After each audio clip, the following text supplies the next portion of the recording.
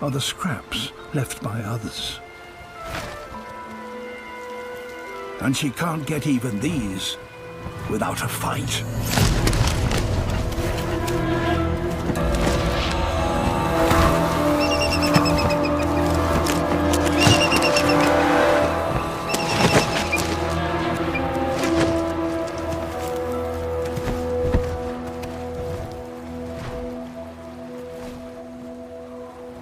She will have to look elsewhere.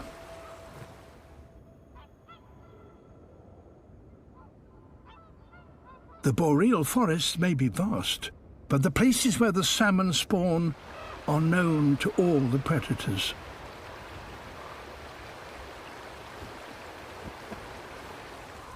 As the rivers begin to freeze over, competition becomes even more intense.